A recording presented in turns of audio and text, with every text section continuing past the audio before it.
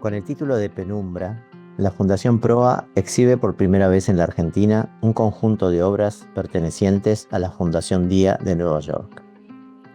La Fundación Día fue creada en 1974 por el galerista Heinrich Friedrich, la mecenas Philippa de Menil y la historiadora del arte Helen Winkler. Su objetivo inicial fue ayudar a que un grupo de artistas pudieran realizar proyectos ambiciosos que no podrían haber llevado a cabo sin el soporte de la institución.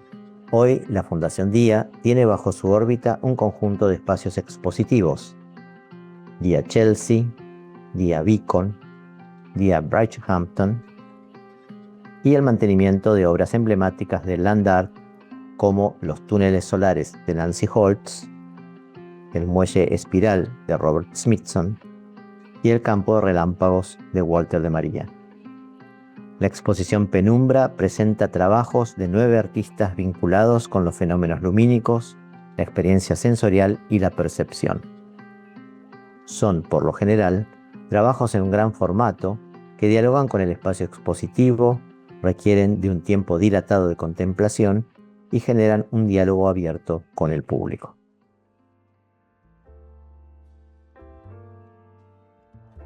Agnes Martin nació en 1912 en Canadá. En 1931 se trasladó a los Estados Unidos, donde desarrolló gran parte de su carrera. Se formó en la Universidad del Oeste de Washington y luego en la Universidad de Columbia en Nueva York, donde entró en contacto con los debates del arte moderno de mediados del siglo XX. Aunque estuvo vinculada al ambiente artístico neoyorquino, Martin mantuvo siempre una posición independiente, alejándose tanto de las modas como del mercado. En 1967 abandonó esa ciudad y se estableció en Taos, Nuevo México. El lenguaje plástico de Agnes Martin se caracteriza por una extrema reducción formal. Sus obras suelen estar compuestas por delicadas cuadrículas, líneas horizontales o verticales, trazadas a mano con una precisión meditativa. Utiliza colores muy suaves, blancos, grises, rosas pálidos o azules tenues, que generan una sensación de calma y silencio. Aunque a menudo se la asocia con el minimalismo, su obra se diferencia por su dimensión emocional y espiritual. Martin no buscaba ni la frialdad ni la objetividad vinculadas a los cánones minimalistas, sino expresar estados interiores como la felicidad, la inocencia, el amor o la serenidad. Agnes Martin entendía el arte como un camino hacia la belleza y la verdad interior. Su obra, silenciosa y rigurosa, invita a detenerse, mirar con atención y encontrar en la simplicidad una forma profunda de emoción. I don't have any ideas myself. I have a vacant mind, in order to do exactly what the inspiration calls for. And I don't start to paint until after I have an inspiration. And after I have it, I make up my mind that I'm not going to interfere, not have any ideas. That's really the trouble with art today. It seems to me the artists have the inspiration, but before they can get it on the canvas, they've had about 50 ideas.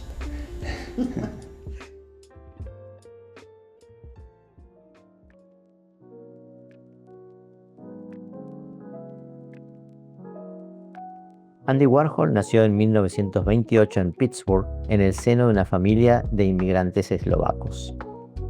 Estudió diseño gráfico en el Instituto Carnegie de Tecnología y comenzó su carrera como ilustrador comercial en Nueva York, donde rápidamente alcanzó éxito en el mundo de la publicidad. En la década de 1960 se convirtió en una figura central del arte pop, a través del cual propuso una mirada irreverente sobre las relaciones entre el arte, la sociedad de consumo y los medios de comunicación masiva. Sus obras se basan en la apropiación de imágenes de la cultura de masas, productos comerciales, estrellas de cine, titulares de prensa, etc. La técnica de la serigrafía le permitió reproducir imágenes de forma mecánica y seriada. La repetición es clave en su obra. Al multiplicar una imagen, Warhol cuestiona la idea de originalidad y refleja la lógica de consumo de la sociedad capitalista. Sus colores intensos y contrastantes, junto con el uso de imágenes reconocibles, generan un impacto inmediato. Pero detrás de la aparente superficialidad, su obra plantea preguntas sobre la fama, la muerte, el consumo y la banalización de las imágenes en la cultura moderna. Shadows es una obra atípica en su producción. Está compuesta por 102 telas que pueden adaptarse al espacio y presentarse en diferentes configuraciones. Fue creada a partir de fotografías de sombras que se reproducen en diferentes colores y profundidades. Es una de las pocas obras abstractas que el artista realizó en su vida. Well, I don't really paint because I hate objects, and I hate to go to museums and see pictures on the wall because they look so important and they don't really mean anything. In time, he arrived at the silkscreen technique of making his pictures, a method which completely removes his own hand from the paintings. Choosing the images, their scale and shape, he sends them off to be processed photomechanically. Only the choice of color remains. In the factory, as everyone calls his studio, he prints the paintings with the help of his assistant, poet Gerard Malanga. You never, in any of your work, have ever really said anything that tells anyone anything about you, and you don't want that to happen, do you? Well, there's not very much to say about me.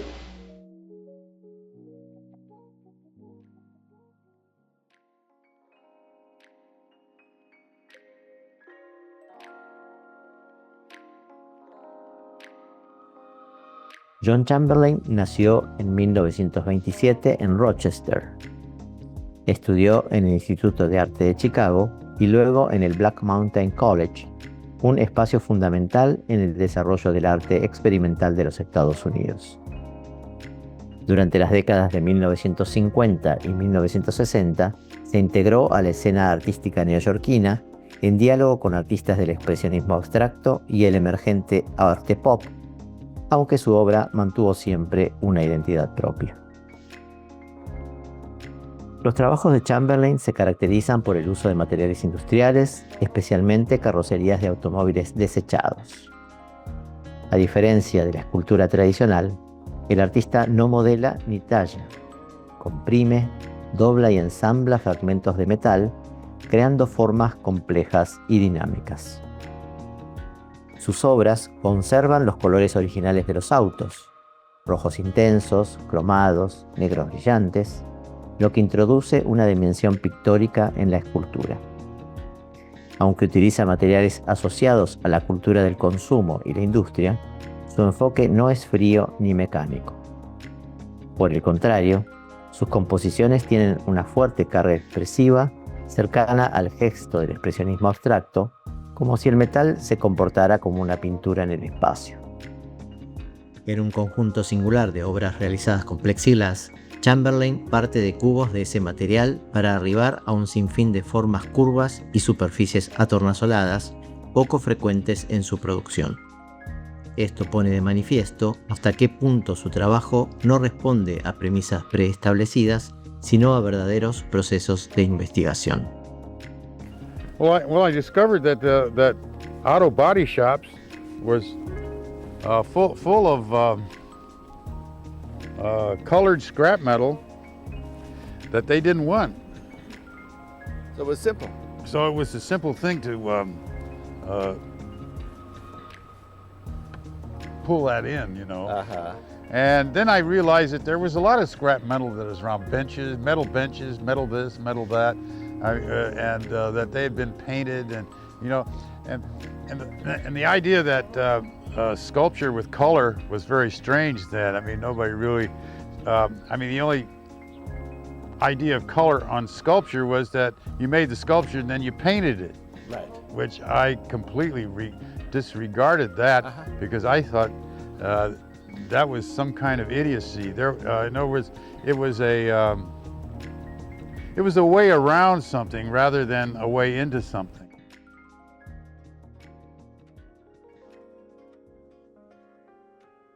James Turrell nació en Los Ángeles en 1943. Estudió psicología perceptual en Pomona College, una formación que influiría profundamente en su obra, centrada en cómo vemos y experimentamos la luz. Formó parte del movimiento Light and Space en California durante la década de 1960, junto a otros artistas interesados en la percepción, el espacio y los fenómenos lumínicos, como Robert Irwin y Larry Bell. Los trabajos de Turrell se basan en la manipulación de la luz natural y artificial para construir experiencias perceptivas. Sus obras suelen ser espacios arquitectónicos cuidadosamente diseñados, donde la luz se convierte en el elemento central. Uno de sus formatos más conocidos son los Sky Spaces, estructuras con aberturas en el techo que enmarcan el cielo, haciendo visible el paso del tiempo, los cambios de color y la atmósfera. En otras obras utiliza proyecciones de luz que generan volúmenes aparentemente sólidos, desdibujando los límites entre lo material y lo inmaterial. Sus obras no se limitan a ser vistas, sino que invitan a ser experimentadas, transformando nuestra percepción del espacio y del tiempo. La luz no ilumina objetos, sino que es el objeto mismo de la experiencia. En otras obras, utiliza proyecciones de luz que generan volúmenes aparentemente sólidos, desdibujando los límites entre lo material y lo inmaterial. Es el caso de Katsoglu, de 1967, una de las primeras obras de este tipo, en la cual un proyector delinea un cubo azul cuya única sustancia es la luz. Reality changes. Reality is just a consensus. And so as the society changes, we change that consensus very quickly. I mean, your works present a space that's nonlinear. People often call this an infinite space. I don't believe it's an infinite space. It's an indeterminate space. But this is something that has a maximal effect in perception. That is, you do really come to sort of perceive your perceiving or look at how you see. This is a work that has no image. It has no object. And there's not even a particular place of focus. So if you have no image, no object, and no particular focus, what do you have left, or what is it you're working with? It does have something to say about how we perceive. We believe the sky is blue and that we're just receiving it. The fact that we award the sky its color allows me to then make the sky any color you'd like. Right. Which means that we are definitely a part of that which we behold. And it's something that a lot of us are very unaware of.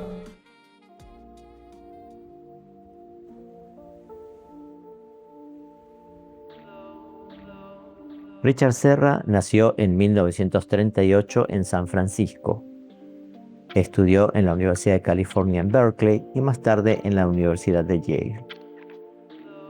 Desde sus inicios, estuvo interesado en los procesos industriales y en el comportamiento físico de los materiales, especialmente el acero. Formó parte de los orígenes del minimalismo, aunque pronto su obra adquirió una dimensión más corporal y experiencial. El lenguaje plástico de Serra se caracteriza por el uso de enormes placas de acero Corten, un material pesado, resistente y de apariencia oxidada.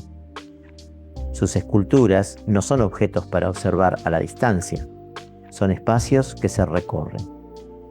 El espectador se desplaza entre muros inclinados y superficies curvas, experimentando cambios de equilibrio, orientación y percepción. Una de sus series más emblemáticas es Torqued Ellipses, iniciada en la década de 1990.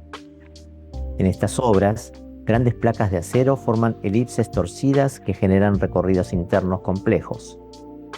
A medida que el espectador camina, el espacio parece expandirse, comprimirse o desestabilizarse, produciendo una experiencia física intensa. Serra no busca representar nada externo. Su obra se centra en el peso, la gravedad, la escala y la relación directa entre cuerpo, materia y espacio. I'm Alan Glatter. I worked with Richard Serra for approximately 25 years. Well, a little bit about my background. I'm an artist. I went to art school. I'm from New York, and I was working different jobs after art school. and I found out that through a friend that Richard was interested in hiring someone. And so back in those days, you could open up the phone book and look someone up and call them. And I called Richard. He was in Europe. I spoke with his wife, and she said, well, his wife, Clara. Clara said, he'll call you back in a couple of weeks. He called me and we met. And I started working for him a couple of days later. Well, in terms of Richard's legacy, one of the things that is happening, Richard made a lot of work, and fortunately, Richard, at the time of his passing, owned a lot of his own work, his own pieces. So one of the things that's happening now is, I think, typically when many artists pass away, we're consolidating. The work is being consolidated. So a lot of things are coming back from consignment.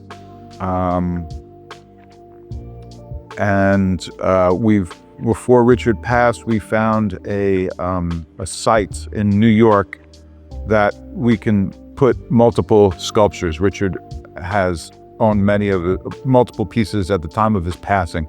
So we're currently working on consolidating a number of sculptures. It will not be open to the public, but ultimately, I think many of those pieces would find a permanent home. He started with, we have to look up the church in Rome, the Borromini Church. It's on the tip of my tongue. Richard visited there, and I think, if I remember from an interview that he gave, there were two ellipses involved, and they had a relationship. They were rotating one to the other. And Richard talks about this in interviews. He thought perhaps that could inform sculpture. So when he came back from Rome, he made some sketches and wanted to know if this was something that could be physically made. So we just started playing around with the material that was in the studio. Richard had used lead previously for other projects, maquettes, sculpture. It's a very flexible, forgiving material. You could do lots of different things with it. And once we had made one or two small ones, it was clear that there was a possibility of making more. So Richard loved working. Richard valued work. And every day, for many years, I'd come to the studio and Richard would say, what kind of sculpture shall we make today? So there was always this, it's not collaborative, but it was always fun. And we had the freedom to use different kinds of materials. We made things out of lead, sheet metal, plastics, plywood, plaster. So Richard valued work. No one worked harder than Richard, and Richard really valued the fact that if you put in if you did the work and you did a good job, that you would get results. So he always loved working with whoever he was working with, whether it was the riggers, whether we were working in the studio. Richard always believed, and generally I would say he was correct, if you worked hard and you made a good effort, that you would get good results.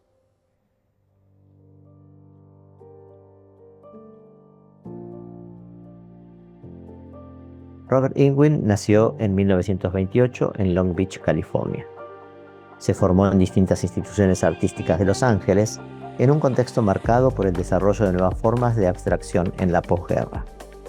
En la década de 1960 se vinculó al movimiento Light and Space junto a otros creadores interesados en la luz, la percepción y el entorno, alejándose progresivamente de la pintura tradicional. El lenguaje plástico de Irwin evoluciona desde la pintura hacia intervenciones espaciales cada vez más sutiles. Poco a poco abandona el objeto artístico para trabajar directamente con el entorno, modificando la luz, el aire y la arquitectura. Una de sus estrategias más características es el uso de telas translúcidas, conocidas como screens, que alteran la percepción del espacio sin bloquear completamente la visión. Estas superficies generan efectos imperceptibles, desdibujando los límites entre interior y exterior. Irwin también desarrolló intervenciones en paisajes y jardines, donde organiza recorridos, vegetación y luz para crear experiencias sensoriales cambiantes. Entre otros proyectos, trabajó en el diseño de la sede de la Fundación Día en Beacon, en las afueras de Nueva York. Su obra no busca representar ni imponer una forma, sino intensificar la conciencia del espectador sobre su propia percepción. De este modo, el arte se convierte en una experiencia única, atenta y situada. Illustrative of the way I work now, which is dealing and beginning with a set of conditions. I don't really have a studio, and I don't try and plan things or in front or ahead of time. I find a place, I find a space, I run my hands over it, and sometimes I get lucky and come up with something interesting to do.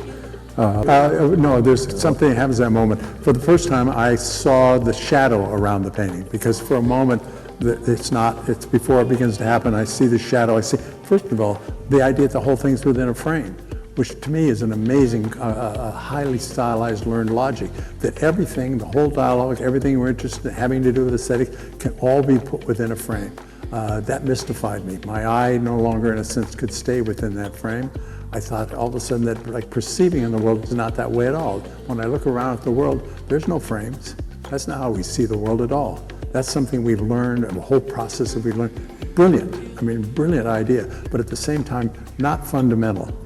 It's not really how the world presents itself at all. It depends, not only is it all, not within a frame, it happens in all dimensions, and it happens phenomenologically. That is, it's in motion all the time. That's the reality of the world we live in.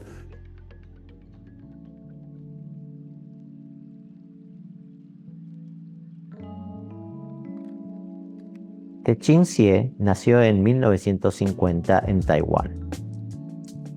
A comienzos de la década de 1970 se trasladó a Nueva York, donde vivió durante años como inmigrante indocumentado. En este contexto, desarrolló una práctica artística marcada por su condición de vida precaria y una fuerte reflexión sobre la existencia, el trabajo y el paso del tiempo. A diferencia de otros autores, Hsieh se mantuvo al margen del sistema del arte, construyendo una obra profundamente personal y extrema. El trabajo de Hsieh consiste, por lo general, en performances de larga duración, muchas de las cuales se extienden durante un año completo. En ellas, el artista se impone reglas estrictas que rigen su vida cotidiana. En una de sus piezas más conocidas, se fotografió cada hora durante un año, registrando el paso del tiempo de manera obsesiva. En otra, vivió encerrado en una jaula, sin contacto alguno con el exterior. En Exposure, expone el papel fotográfico al efecto del sol hasta que se oscurece. Sus acciones evitan el espectáculo. Por el contrario, tienen por objeto poner en evidencia la relación entre tiempo, existencia y disciplina a través de la intensificación de actividades que muchas veces pueden parecer banales o intrascendentes. It's a life sentence. Life is passing time. Life is free thinking. So that is basically my work from this philosopher. You know, it's consumer time until die. I'm not trying to make concepts about how to passing time. I'm just basically passing time. So person is working hard or lazy or very creative or less creative. It's all same about passing time. Of course, you want to say, for example, this piece, time clock piece, every hour punch time clock, every hour on the hour, it's repetition, right? But you know, every time our change is very different. In human, to deal with time, we know time, you don't stop. It's what we call moving, right? Means every minute, every hour is different. You cannot go back, right? So every time is different. And also, but it's the same thing. We do same thing. But every hour is different. You know, so it's that way we understand in life, you know.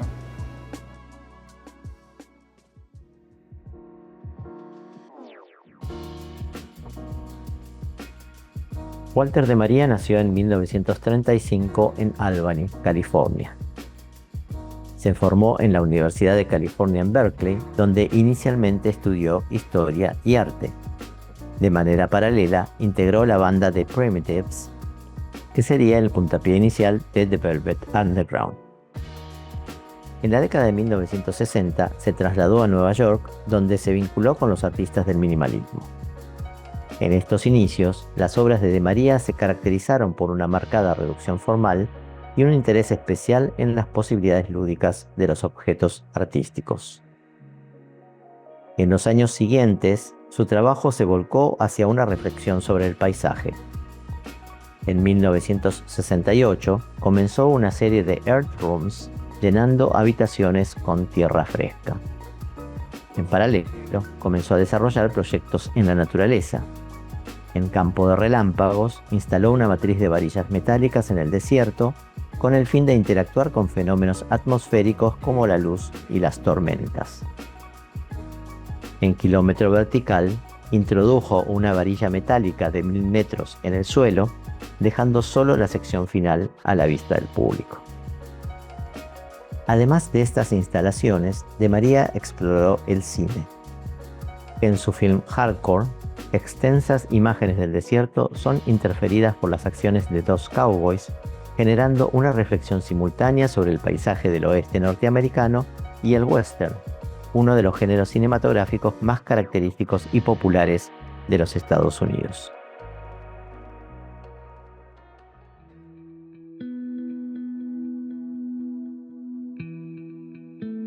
Félix González Torres nació en 1957 en Cuba. Luego de pasar por España y Puerto Rico, se instaló en los Estados Unidos, donde estudió arte e integró la escena artística de Nueva York durante la década de 1980 y 1990. Su trabajo estuvo profundamente marcado por el contexto de la crisis del VIH-Sida, así como por su experiencia personal y afectiva. Las obras de Félix González Torres se caracterizan por el uso de formas mínimas y materiales cotidianos: cortinas, luces, papeles, caramelos. En general, son abiertas y participativas, impulsando al espectador a romper el tabú de no tocar las obras que se exhiben en los espacios artísticos. Muchos de estos trabajos hacen referencia a su relación sentimental con su pareja Ross Laycock, quien falleció por complicaciones derivadas del SIDA en 1991, 5 años antes del fallecimiento del propio artista.